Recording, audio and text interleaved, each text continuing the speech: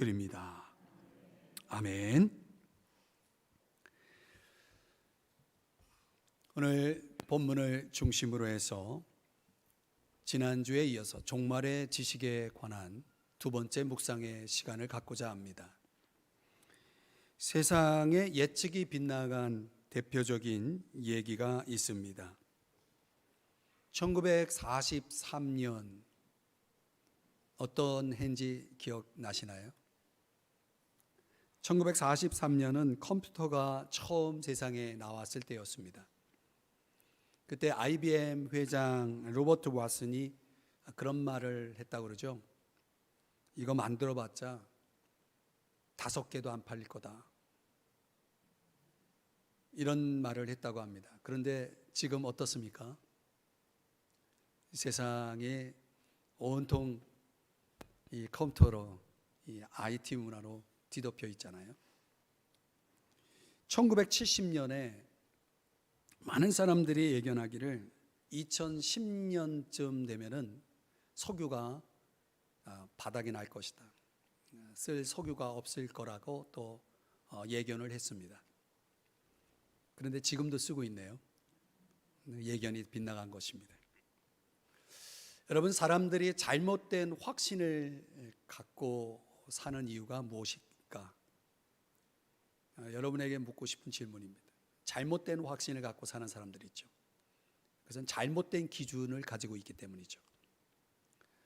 성경을 부정하는 사람들을 가리켜서 우리는 불신자다 이렇게 말을 합니다. 성경을 왜곡하는 사람들을 이단이라고 부릅니다. 요즘 이단들 참 많죠. 성경을 망각하는 사람을 무엇이라고 하는지 아십니까? 성경을 망각하는 사람, 탕자라고 합니다. 탕자. 여러분, 우리가 가장 중요한 지식이 있다면 그 지식은 당연히 성경이겠죠. 하나님 말씀입니다. 성경에 의하면 이 말씀, 묵시가 없는 사람은 방자히 행한다. 방자히라는 것은 제멋대로라는 뜻이죠. 제멋대로 살아간다는 것이죠. 종말의 지식도 마찬가지예요. 우리가 잘못된 확신, 잘못된 지식 속에서 인생이 빗나갈 수도 있고 잘못될 수도 있죠. 종말의 지식도 그런 차원에서 굉장히 중요하다는 것입니다. 오늘 바울이 1절에서 이렇게 말씀하죠. 형제들아, 때와 시기에 관하여는 쓸 것이 없다. 때와 시기에 관해서. 여기에 대해서 데살로니가 교인들이 굉장히 궁금했던 것 같아요. 여기에 대한 지식에 여러 가지 오해와 혼돈이 있었던 것 같습니다. 그러니까 쓸 것이 없다라고 말하고 있지만 쓰고 있거든요. 이런 것들을 수사학적 기법이라고 말합니다. 상대방을 설득하기 위해서 이런 식의 기법을 사용하고 있죠. 쓸 것이 없다 그러면서 쓰고 있는 것입니다. 데살로니가 교인들이 가지고 있는 종말의 지식에는 어떤 오해가 있었고 혼란이 있었어요. 그런 것들을 바로잡아 주기 위해서 바울이 지금 5장 1절서부터 이하에서 그 내용을 쓰고 있는 것입니다. 이 1절에 보면 때라는 단어가 나오고 시기라는 단어가 나오죠. 이 때는 크로노스라는 단어입니다. 크로노스. 여러분, 크로노스는 달력에 나오는 시간을 가리킬 때 크로노스라는 단어를 씁니다. 벌써 우리가 12월부터 2019년 12월부터 우리 교회 회기는 시작이 되죠. 2020년 11월로 한 해가 끝나는데 반환점을 드디어 돌았더라고요. 오늘 반환점을 돌고 첫 번째 맞이하는 주일입니다. 2분의 1을 어떻게 보내는지 모르겠어요. 여러분도 그렇게 생각하지 않습니까? 우리가 크로노스라는 시간에 굉장히 민감합니다. 나이가 들수록 이 크로노스에 더 민감하죠. 그런데 시간에는 크로노스만 있는 것이 아니라 카이로스라는 단어가 있습니다. 시기라는 단어가 그 뜻입니다. 지난주에도 여러분들에게 말씀드렸지만 파루시아는 재림, 방문을 뜻하는 건데요. 주의 재림을 예측하는 시간을 사용할 때 이 카이로스라는 이 단어를 사용합니다. 더 나아가서 하나님의 구원의 역사를 통해서 특별히 의미 있고 중요한 또 결정적인 기회를 의미하는 카이로스라는 단어가 종종 성경에서 시간이라는 뜻으로 이렇게 사용이 됩니다. 우리는 이 두 시간 속에서 살아가고 있는 거죠. 크로노스와 카이로스. 우리의 달력 시간과 또 하나님의 구원의 역사를 운행하는 시간 속에서 우리는 살아가고 있는 것입니다. 주님이 재림하시면 크로노스와 카이로스가 딱 일치됩니다. 그날에 우리의 인류의 역사의 시간은 멈추게 되는 것입니다. 끝나는 것이죠. 이제 바울이 데살로니가 교인들에게 주님의 재림이 언제일지 확실히 모른다라고 재차 강조하고 있습니다. 그러면서 2절에 가보면 때와 시기를 주의 날 여기에다가 연결하고 있습니다. 이 주의 날이라는 이 표현이 성경에서는 굉장히 중요한 표현입니다. 성경을 깊이 있게 살펴보고 있는 사람들에게는 정말 중요한 표현인데요. 구약에서는 주의 날이 심판과 구원의 날의 차원에서 사용합니다. 지금도 주의 날이라는 이 표현 속에 유대인들은 자신들을 구원하는 날이라고 생각하고 있습니다. 유대인들은. 근데 선지자들, 우리가 이사야 이런 성경 선지서들 속에서 주의 날이라는 이 표현이 나올 때는 죄인들을 심판하는 날로 사용할 때 주의 날이라는 이 표현을 씁니다. 이것이 이제 신약에 와서는 주의 날이 예수님이 그리스도 예수께서 주인으로 임하시는 날, 주의 날 이렇게 번역을 하고 있는 거죠. 이렇게 재해석하고 있습니다. 이날 예수 그리스도가 주님으로 오시는 날에 어떤 일이 벌어지냐면 하나님을 대적하는 모든 세력들이 심판을 받게 된다는 것입니다. 그 말씀 고린도전서 15장 23절 이하에 보면은 그가 강림하실 때 23절에 그런 표현이 나오죠. 24절 강림하신 이후에 그 후에는 마지막이니 그가 모든 통치와 모든 권세와 능력을 멸하시고, 이 사탄의 세력을 가리킵니다. 그 사탄의 세력을 멸하시고 나라를, 그동안은 나라를 누가 쥐고 있었냐면 사탄이 죄와 사망의 권세로 나라를 쥐고 있었다면 그 나라를 아버지 하나님께 바치게 된다. 그리고 모든 원수를 그 발 아래 둘 때까지 반드시 왕노로 타시리니 이렇게 말씀을 하고 있습니다. 이 종말 프로그램에 대해서 이미 제가 지난주에 4장 13절 이하 18절에서 말씀을 드렸잖아요. 죽은 자의 부활, 산자의 변화, 주님과의 연합이라는 이 종말의 세 가지 지식을 여러분이 기억을 한다면 지금 고린도전서 이 말씀과 연결할 수 있습니다. 이 말씀처럼 예수 그리스도께서 사탄의 모든 세력을 진멸하시고 마지막 원수인 우리의 원수이기도 하죠. 죽음이라는 것까지도 멸망시켜서 하나님 아버지께 그의 왕권을 돌려드리면서 온 피조물을 평정합니다. 그리고 모든 피조물들은 창조주 하나님의 의와 생명의 통치 아래 들어가는데 이런 것을 구원의 완성이라고 합니다. 좀 내용이 어렵죠. 자, 한마디로 요약하면은 바울은 오늘 본문에서 주의 날을 예수님의 재림과 연결하고 있습니다. 예수님의 재림의 때를 연결하고 있죠. 우리가 지난주에 살펴본 4장 13절에서 18절까지는 예수님이 재림하신 이후에 일어날 일에 대한 종말의 지식이라면 오늘 본문은 예수님이 재림하시기 전에 초점을 두어서 우리가 알아야 할 종말의 지식을 설명하고 있어요. 어느 게 더 중요할까요? 오늘 이 말씀이 더 중요한 겁니다. 왜냐하면 지금 우리에게 해당되는 거기 때문에. 자, 그러면 우리가 알아야 할 주님의 재림의 때와 시기에 관한 종말의 지식은 무엇인가? 세 가지를 오늘 본문에서 함께 나눠보려고 합니다. 첫 번째는요, 주님의 재림은 밤에 도둑같이 임한다는 것입니다. 밤에 도둑같이 임한다. 2절을 보시면 주의 날, 주의 재림이 밤에 도둑같이 이를 줄을. 이 말씀에서 밤에 도둑이 오는 것에 비유하고 있잖아요. 이 바울이 이 비유를 어디서 가져왔냐면 예수님의 비유에서 가져왔다는 거죠. 예수님의 비유를 성경 어디서 볼 수 있냐면 마태복음 24장 42절 43절에 보면요, 그러므로 깨어 있으라 어느 날에 너희 주가 임할는지, 주의 재림을 말씀합니다. 너희가 알지 못함이니라. 43절, 너희도 아는 바니 만일 집주인이 도둑이 어느 시각에 올 줄을 알았더라면, 안다는 겁니까? 모른다는 겁니까? 모른다는 거죠. 깨어 있어 그 집을 뚫지 못하게 하였으리라.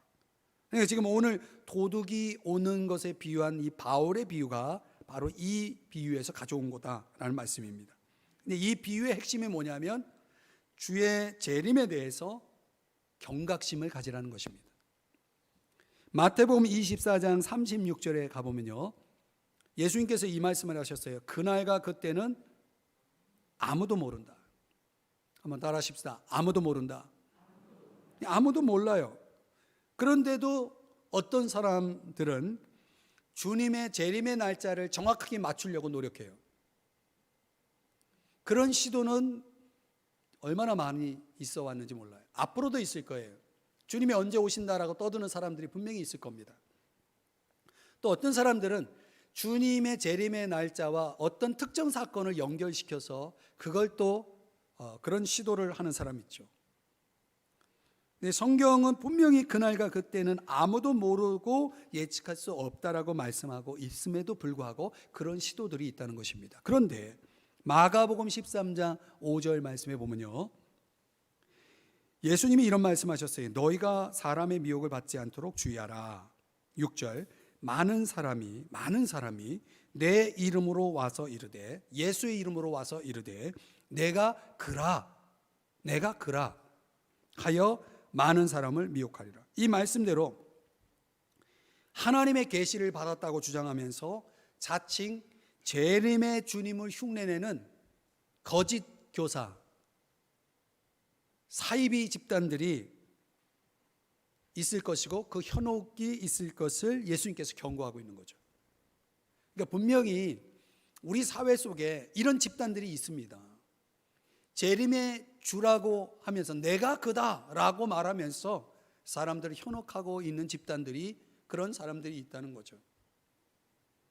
이게 오늘 내일의 일은 아니죠. 지금까지 계속 있어 왔고 앞으로는 더 많은 사람들이 그런 주장을 가지고 사람들을 현혹할 것이 분명합니다. 그러니 우리가 종말의 지식을 정확하게 갖고 있지 않으면은 조금 믿는다고 하는 사람들이 그런 집단에 빠질 경우가 있어요. 아예 모르는 사람도 관심도 없죠. 그러나 조금 교회도 다니고 뭘 안다라고 하는 사람들 가운데는 그런 집단에 빠질 위험성이 있는 것입니다. 마가복음 13장 26절의 말씀에 보면 한번 같이 읽어볼까요? 시작. 그때 인자가 구름을 타고 큰 권능과 영광으로 오는 것을, 분명히 보십시오. 주님이 재림하시는지를 보여주시는 징표가 뭡니까? 사람들이 보리라 그랬어요. 여기서 말하는 사람들은 어떤 특정 집단의 사람들이 아니고 모든 사람들이 볼 것이라는 거예요. 그러니까 내가 그다라고 주장하는 재림의 주가 존재하는 어느 집단만이 보는 것이 아니라 이 세상 사람 모든 사람들이 주님이 오시는 걸 보게 될 것이라고 말씀하고 있어요. 그러니까 이 세상 사람들이 다 볼 수 없었다면 그 재림의 주는 가짜입니다. 다만 아무도 모르는 거예요. 그 날은. 그렇기 때문에 내가 특별히 그 날을 잘 알고 있다라고 주장하는 사람이나 집단이 있다면 여러분들 조심하십시오. 멀리하십시오. 경계하십시오. 기웃거리지 마십시오. 주의 날 주의 재림이 밤에 도둑같이 예고 없이 임할 것이다 라고 하는 이 말씀을 기억하시기 바랍니다. 주의 재림은요, 이렇게 신속하고 갑작스럽게 우리에게 이루어진다라고 말씀하고 있는 것입니다. 근데 어떤 사람은 이렇게 생각해요. 내가 마지막에 나중에 가서 회개하고 주님 만나겠다. 이렇게 주님께 흥정하는 사람이 있어요.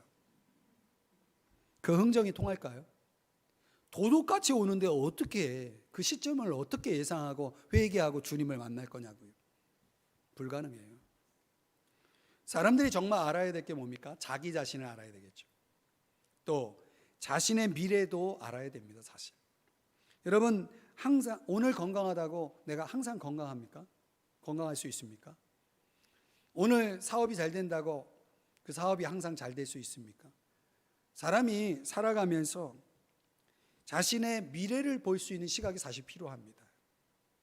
그리고 무엇보다도 피조물인 인간의 한계를 아는 것이 필요합니다. 그 한계를 알아야 은혜를 필요로 합니다. 한계를 아는 사람이 은혜를 필요로 하고 은혜를 찾게 되는 것이죠. 그런데 그 은혜는요, 지금 이 시간에 우리에게 주어진다는 거예요. 그러니까 어떤 사람은 지금 이 은혜의 때에 나에게 주어지는 은혜를 놓치고 그냥 흘려버리는 사람들도 많이 있다는 것입니다. 그렇기 때문에 도둑같이 예고 없이 주님이 재림하신다는 것은 무엇을 의미합니까? 매일매일을 주님을 맞이할 준비를 하면서 살라는 말입니다. 누가복음 12장 40절에서 그래서 이 말씀을 주님이 하시는 겁니다. 한번 같이 읽어봐요. 시작. 그러므로 너희도 준비하고 있으라. 생각하지 않은 때에 인자가 오리라 하시니라. 생각하지 않은 때에, 그러니까 그날을 생각하면서 살지는 않잖아요, 우리가. 그러나 준비는 하고 있어야 된다. 오늘일지 내일일지 모르지만. 아멘. 첫 번째 지식입니다. 도둑같이 임한다. 두 번째 지식은 뭐냐면 주님의 재림은 세상의 평안을 의존할 때 임한다는 것입니다. 3절입니다. 그들이 평안하다 안전하다 할 그때에. 자, 여기서 말하는 그들은 믿지 않는 사람들을 얘기해요. 그러니까 너희가 나오고 그들이 나오고 대명사가 이렇게 달라질 때는 이게 누구를 가리키는지 여러분들 이해해야 돼요. 여기서 말하는 그들은 믿지 않는 비그리스도인들을 가리킵니다. 그렇다면 주님을 믿지 않는 사람들은 당연히 주님의 재림을 기다리지 않겠죠. 이런 사람들에게 언제 주님이 재림하시게 되느냐? 오늘 이 말씀대로 한마디로 세상의 평안과 안전함에 젖어 있을 때, 세상의 평안과 안전함에 젖어 있을 때 주님이 오신다는 거예요. 잘 들어보세요. 여기 평안이라는 단어는 내적인 마음의 평온, 안전이라는 단어는 외부의 위협으로부터의 든든함, 이런 뜻을 가지고 있습니다. 그런데 믿지 않는 사람들이 평안하다, 안전하다 할 때라는 것은 도대체 무엇을 말하는 것일까? 당시 데살로니가의 상황을 우리가 좀 설명을 드리면서 그 의미를 생각해 보면, 이 당시 데살로니가라는 도시 안에 살고 있는 사람들은요, 로마 제국의 이데올로기엔 팍스 로마나라는, 팍스 로마나, 아주 역사 공부하실 때 여러분 들어보셨을 거예요. 팍스 로마나라고 하는 이 로마 제국의 이데올로기에 빠져 있었고 그것을 즐기고 있는 사람들이었다는 거예요. 무슨 말이냐면 로마 제국이 세상을 평정하잖아요. 그리고 그 로마 제국이 한 일이 뭐냐면 도로를 만드는 일입니다. 그 도로가 무역로예요. 그래서 무역이 활발하게 이루어지죠. 그리고 그들의 강한 군사력을 가지고 사람들이 여행을 안전하게 할 수 있도록 또 돕습니다. 또 거기에다가 부와 안전 그리고 법과 질서를 유지하는데 이 로마 제국이 힘을 씁니다. 이게 로마 제국이 세상을 평정하고 한 일이에요. 그러면서 그들이 지배한 로마 제국이 지배한 속국가 식민지 국가들에게 선전하기를 이렇게 선전하는 거예요. 너희들 우리 로마 황제에게 충성하고 세금 잘 내고 너희들이 해야 할 일, 그 할 일만 우리 말 잘 들으면서 열심히 하면은 너희들은 안전할 거야. 우리들이 너희들을 책임지고 보호해 줄게. 이렇게 선전을 한 겁니다. 바로 이것이 팍스 로마나의 이데올로기입니다. 실제로 데살로니가 사람들은 더더욱 특별히 혜택을 받은 사람들인데요. 이 옥타비아누스 안토니우스의 편을 들어서 악티움 대전에서 상당히 기여를 합니다. 그러니 로마 제국이 데살로니가 사람들을 더 특별하게 대우했겠죠. 정부에 그렇게 호의적이고 협조를 했으니, 그래서 이 데살로니가 사람들은 평화의 이데올로기에 깊이 젖어 있었던 것이죠. 그래서 그들의 의식 속에는 저렇게 로마 제국이 우리를 든든히 지켜주고 있으니 우리는 평안해, 우리는 안전해 라는 생각을 하고 있었다는 것입니다. 그런 생각을 가지고, 그런 의식을 가지고 있는 데살로니가 사람들을 향해서 바울이 경고하고 있는 겁니다. 당신들이 그렇게 안전하다고 만족하고 있을 때에 주님이 오십니다.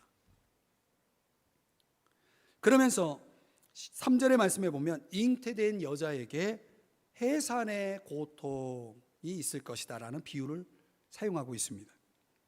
주의 날 주의 재림이 예기치 않을 때에 임한다라고 하는 것을 어디에 비유하냐면 잉태한 여자가 갑자기 해산의 고통을 하고 있는 것을 비유하고 있습니다. 교회 밖의 사람들에게는 이처럼 전혀 대비하고 있지 않은 상황에서 심판과 멸망의 날이 임할 것이고 그것을 피할 수가 없다.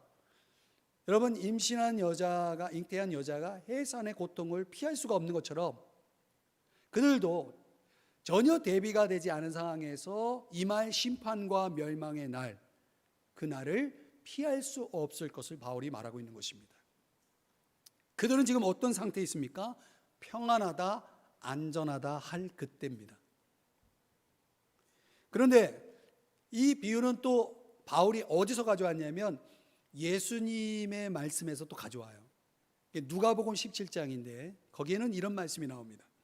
노아의 때를 비유하면서 먹고 마시고 장가들고 시집 가는 그런 사람들의 세태를, 그 당시의 상황을 설명하면서 인자의 때도 그럴 것이다 라고 말하고 있습니다. 노아의 때를 연구를 해야 되는 거예요. 또 28절, 29절, 30절에 보면 롯의 때를 또 비유하면서 그때도 먹고 마시고 사고 팔고 심고 집을 짓더니, 그러니까 이런 설명들, 예수님이 설명한 것들을 바울은 요약해서 오늘 본문 3절에서 평안하다, 안전하다 할 그때 이렇게 설명하고 있는 것이죠. 우리가 이 창세기의 내용에 가보면 창세기 6장 7절에 보면 노아의 때의 사람들은 어떤 사람들이었냐면 몇 가지 특징이 나옵니다. 성적으로 아주 부패한 때, 도덕적인 수위가 너무나 한계에 도달해 있는 그런 상태였다는 거죠. 거기에다가 이 폭력성이 얼마나 그 사회 속에 얼마나 많은 폭력들이 일어나는지 성경에 그대로 폭력이 가득했다 이렇게 말하고 있습니다. 그러니까 지금 현대 사회랑 전혀 차이가 없습니다. 거기에다가 하나님의 아들들이 사람의 딸들과 결혼하기 시작했다 이렇게 말합니다. 이걸 좀 해석을 하면, 요즘식으로 말하면 믿지 않는 사람과 믿는 사람들이 결혼하는 것입니다.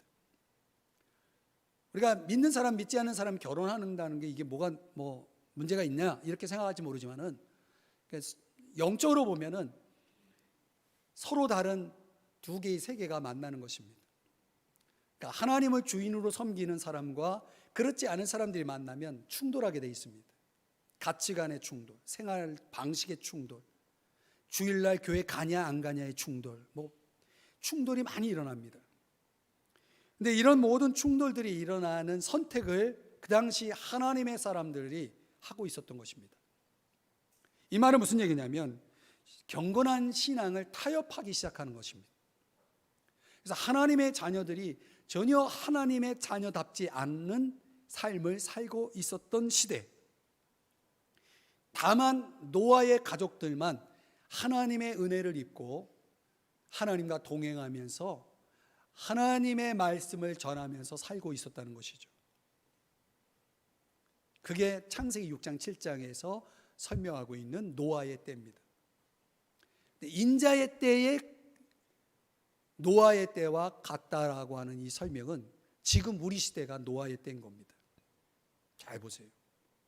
믿는 사람과 믿지 않는 사람의 구분이 희미해지고 경건한 신앙을 타협하면서 믿는 사람들이 점점 그 캐릭터를, 영적인 특징이 점점점 희미해지고 있고 성적으로, 도덕적으로 부패해져 있고 폭력이 난무하고 이런 일들이 벌어지잖아요. 노아의 때뿐만 아니라 롯의 때도 다르지 않나요? 말 그대로 세상의 부와 쾌락과 명예에 집착하면서 거짓된 평안과 안전에 안주하고 있는 사람들의 모습. 롯 같은 경우도 롯의 아내와 사위들이 이 멸망의 도성을 빨리 빠져나가라는 천사들의 예고에도 불구하고 그걸 농담으로 여기고 받아들이지 않죠. 롯의 아내는 이 멸망의 도성 소돔과 고모라 성에 대한 미련이 남아가지고 뒤를 돌아봄으로 소금 기둥이 되었다라고 또 말씀하잖아요. 그러니까 지금도 이 세상에 미련이 있고 세상에 집착하면서 먹고 마시고 오늘 표현대로, 성경 표현대로 평안하다 안전하다 하면서 살아가는 사람들, 그들이 살고 있었던 때의 특징이라면 지금도 똑같다는 것입니다.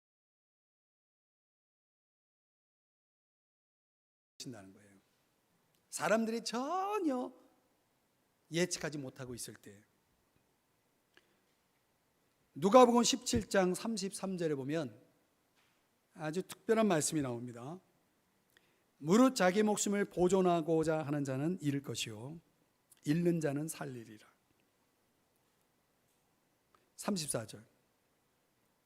둘이 한 자리에 누워 있는데 하나는 데려감을 얻고 하나는 버려둠을 당할 것이요. 주님이 재림하시면 이런 일이 벌어진다는 거예요. 같이 누워 있다는 것은 분명히 제가 볼 때는 가족이에요. 한 사람은 데려감을 당하고 한 사람은 버려둠을 당한다는 거예요. 한 사람은 구원을 받고 한 사람은 멸망한다는 얘기죠. 기억하셔야 됩니다. 세상 사람들이 평안하다 안전하다 하며 세상에 집착해서 살고 있을 때 주의 재림이 임할 것이다 라는 것입니다. 이게 우리가 가지고 있어야 될 종말의 지식 두 번째예요. 그런데 믿지 않는 사람들의 편에서 그 종말은, 주님의 재림은 전혀 그들이 대비하지 않은 상황에서 찾아오기 때문에 그들에겐 끝이 되는 것입니다. 더 이상 기회가 없는 것입니다. 그렇기 때문에 선택은 지금이에요. 지금 내 선택이 중요하다는 것입니다. 그래서 회개하고 예수 그리스도를 구주로 영접하고 그분을 따라 순종의 길을 가는 사람들에게는 갑작스럽게 주님이 오시더라도 그날이 구원의 날이 될 것이고, 세상의 평안에 기대며 회개하지 않고 그 평안에 안주하며 세상 삶을 살아가고 있는 사람들에게는 주님의 갑작스러운 재림은 그들에게 멸망의 날이 될 것이라는 말씀을 하고 있는 것입니다. 이 지식을 우리는 꼭 가지고 있어야 됩니다. 마지막 세 번째 종말의 지식은 주님의 재림이 빛의 자녀들에게는 도둑같이 임하지 않는다는 것입니다. 조금 전에 믿지 않는 사람들과 지금 여기서 말하는 빛의 자녀들, 오늘 4절 말씀에는 너희는 이라고 말하고 있는 데살로니가 교인들, 즉 믿는 사람들에게는 도둑같이 임하지 않을 것이다라고 말씀을 하고 있는 것입니다. 우리가 성경에 보면 빛이라는 단어와 어둠이라는 단어가 성경에 종종 등장합니다. 오늘 본문에서 사용하고 있는 이 어둠은 임박한 멸망에 대한 무지, 도덕적인 무감각 속에 있는 상태를 가리키는 그런 단어입니다. 그런데 좀 더 엄밀하게 말하면 빛은 하나님의 계시, 하나님의 구원적 의미가 있고, 어둠은 죄악, 고난, 죽음, 사탄, 이런 권세 아래 있는 상태를 얘기합니다. 우리 믿는 사람들은 당연히 어둠에 속하지 않았습니다. 죄악, 고난, 죽음, 사탄의 권세 아래 있지 않습니다. 주님의 권세 아래 있잖아요. 그러니까 어둠에 있지 아니하매라는 이 표현은 심판받을 어둠에 있지 않다라는 뜻이 됩니다. 그래서 이들에게는 주의 날이 도둑같이 임하지 못한다라고 말씀하고 있는 것입니다. 좀 더 설명하면 이유가 뭐냐? 5절, 우리가 너희는 다 빛의 아들이요 낮의 아들이라 라고 말씀하고 있습니다. 여기서 말하는 빛의 아들, 낮의 아들이라는 뜻이 무엇이냐? 좀 더 설명해 드리면요, 요한복음 12장 36절의 말씀을 우리 한번 같이 읽어보겠습니다. 시작. 너희에게 아직 빛이 있을 동안에 빛을 믿으라. 그리하면 빛의 아들이 되리라. 아멘. 어떻게 빛의 아들이 된다고요? 빛을 믿으면. 빛이 뭡니까? 빛이신 예수 그리스도를 말하죠. 그러니까 우리는 빛의 아들이라는 말은 예수 그리스도를 믿는다라는 뜻이죠. 예수 그리스도를 믿는 사람은 당연히 빛 가운데 있는 것입니다. 그래서 에베소 5장 8절, 너희가 전에는 어둠이더니 예수 믿지 않는 사람은 어둠인 것입니다. 이제는 주 안에서 빛이라. 우리도 빛이 된 겁니다. 그리고 빛의 자녀들처럼 행하라 라고 말하고 있는 것입니다. 우리가 빛이고 빛의 자녀고 빛의 자녀들로 살고 있고, 그 다음에 베드로전서 2장 9절에서는 너희를 어두운 데서 불러내어 그의 기이한 빛에 들어가게 하신 이의 아름다운 덕을 선포하게 하려 하심이라. 빛을 선전하면서 선포하면서 증거하면서 살아가고 있는 우리들. 그래서 그렇기 때문에 빛의 자녀들은 하나님의 계시와 의와 구원의 혜택을 입은 사람들입니다. 그런 빛의 자녀들이 빛이신 주님의 재림의 때는 모르지만 재림하실 주님을 맞이할 준비는 되어 있는 거죠. 그 재림하실 주님과 함께 있기 때문에 준비가 되어 있는 것입니다. 그러니 도둑같이 임할 수가 없죠. 설령 예기치 못한 때에 주님이 오신다 해도 빛이신 주님과 우리가 함께 있기 때문에 두려워할 것이 없어요. 주님의 영광에 참여할 수 있게 되어지는 것입니다. 할렐루야. 재림하실 주님을 맞이할 준비가 되어 있다는 것은 그런 의미에서 깨어 있다는 의미도 됩니다. 영적인 잠을 자는 사람의 경우를 이렇게 생각해 볼 수 있어요. 여러분 집에 커튼이 있잖아요. 여러분 방에 커튼을 딱 쳤어요. 그리고 세상 모르고 잠을 자요. 그런데 누가 벨을 눌렀어요. 아니 이 야밤에 누가 벨을 눌렀나 깜짝 놀라서 일어나서 커튼을 쳐보니 대낮이에요. 이런 경험 해보신 적 있지 않습니까? 여러분 커튼이 쳐 있는 방에 있으면 낮인지 밤인지 몰라요. 아니 밤인 줄 알고 깊이 자는 것입니다. 깨어있는 사람은요 낮인지 밤인지를 딱 분별할 수 있는 사람입니다. 주님이 재림을 하신다라고 할 때 적어도 기초적인 지식을 가지고 있기 때문에 당황하지 않는 것입니다.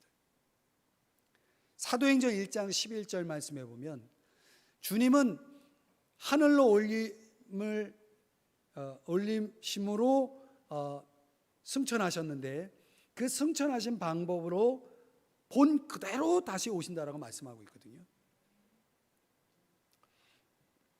기본적인 이런 기초적인 지식을 가지고 있기 때문에 당황할 일이 없고, 또 주님이 언제 오실지는 모르지만은 이 땅에서 주님을 위한 일을 계속 하면서 주님의 재림을 잘 준비하고 있는 것입니다. 그래서 깨어있는 사람은요, 주님의 재림이 도둑같이 임할 수가 없는 것입니다. 그럼에도 어쩌면 사람들이요, 그래도 좀 알았으면 좋겠다, 그날을 좀 알았으면 좋겠다, 이렇게 생각할 수 있습니다. 정말 주님이 내가 몇 년, 몇 월, 며칠, 몇 시에 올게, 이렇게 주님이 여러분에게 가르쳐 주면 좋을 것 같아요? 좋을 것 같아요? 어쩌면 우리의 생각이 요상하게 이렇게 돌아갈 거예요. 몇 년, 몇 월, 며칠, 몇 시에 온다, 그 정보를 내가 정확하게 내가 가지고 있다면 그때까지 우리 마음껏 하고 싶은 거 다 하면서 룰루랄라 하면서 놀다가 주님이 오시는 그 시점 바로 그 전에 1분 전에 회개하고 주님 맞이할지 모르겠습니다.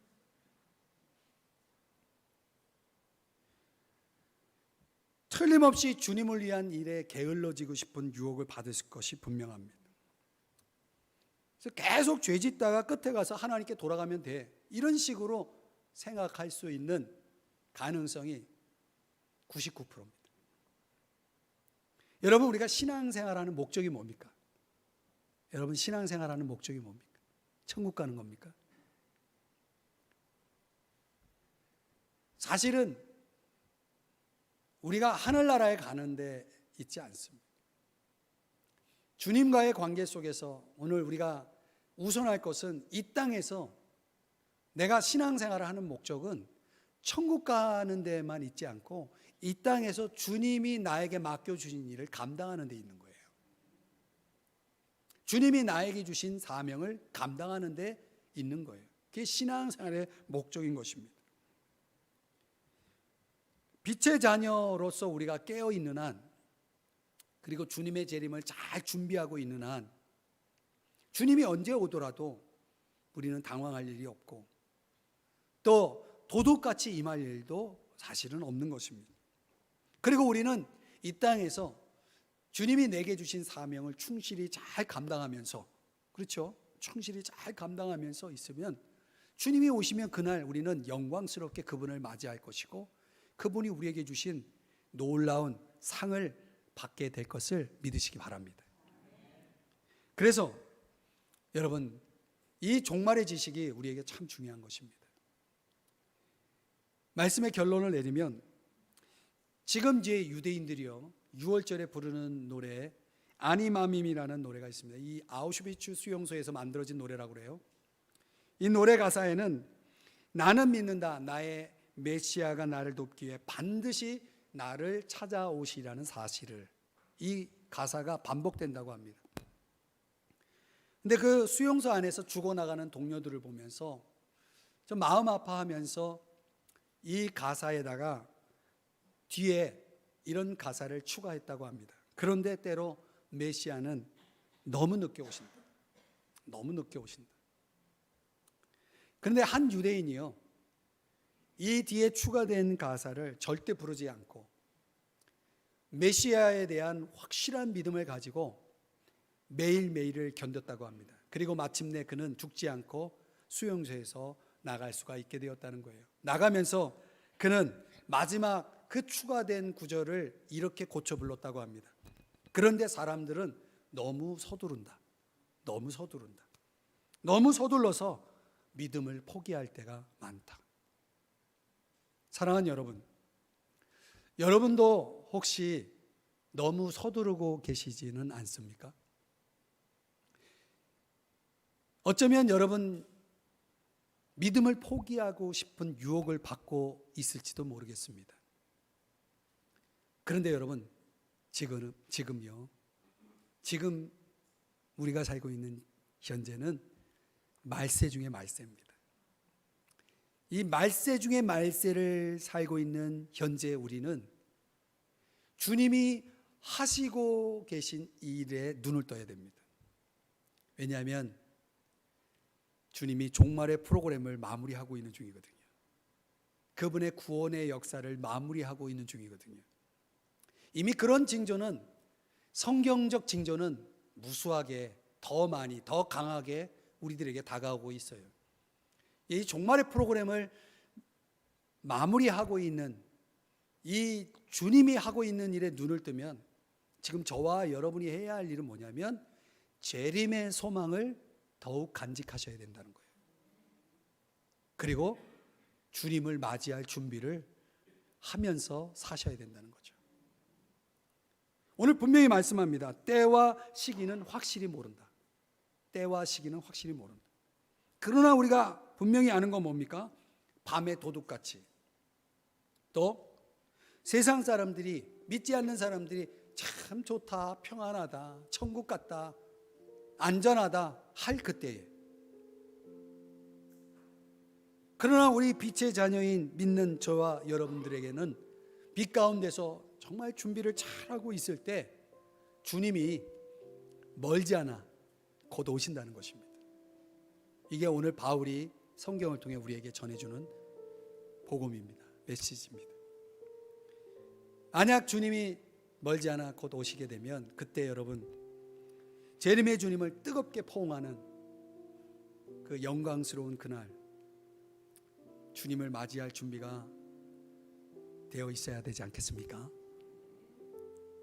지금 우리가 살고 있는 이 어려운 때가 우리에게 고난일 수 있을지 모르지만은, 저는 우리들의 신앙을 더 일깨우고 재림의 주님을 맞이할 수 있는 그런 빛의 자녀로서 무장하는 절호의 기회다. 종말의 이 지식이 주어진 사람들에게는 그렇게 기회를 우리에게 유익하게 적용할 수 있게 되는 거죠. 우리 다음 주에 종말의 지식이 세 번째가 이어지는데, 오늘 이 두 번째 이 지식 여러분 꼭 기억하십시오. 밤의 도둑같이 세상 사람들이 거짓 평안과 안전 속에 빠져 있을 때 그분이 오신다는 것입니다. 잘 준비하시기를 주의 이름으로 축복합니다.